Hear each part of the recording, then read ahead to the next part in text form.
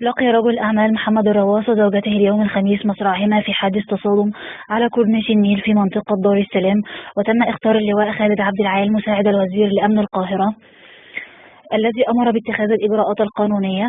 البداية كانت بتلقي الأجهزة الأمنية بلاغا بوقوع حادث تصادم بطريق كورنيش النيل بالمعادي، وتبين أنها سيارة ملاكي بداخلها رجل الأعمال محمد فرج الرواس وزوجته اصطدمت في شجرة ودخلت في حاجز خرساني بسبب الشبورة المائية والأمطار.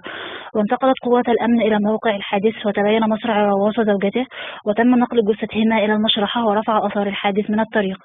وكشفت التحريات الأولية للمباحث أن الحادث لا يوجد به شبهة جنائية، وأكد شاهد عيان للواقعة أن مياه الأمطار كانت السبب الرئيسي في تصادم السيارة في الشجرة بطريق الكورنيش عقب سيرها بسرعة فائقة في المياه. واختارت النيابة العامة بمواصلة التحقيقات وعينت الجثتين وأمرت بنقلهما إلى مصلحة الطب الشرعي لبيان سبب الوفاة. وقال مصدر أمني بقطاع مباحث جنوب القاهرة إن الحادث وقع في 3 فجر اليوم الخميس بالقرب من مستشفى السلامة الدولي. وأوضح المصدر أن عجلة القيادة اختلت في يد رجل الأعمال بسبب حجب الرؤية الناتجة عن الشبورة المائية، مما أدى إلى اصطدامه في شجرة وحاجز خرساني أدت إلى اشتعال النيران بالسيارة.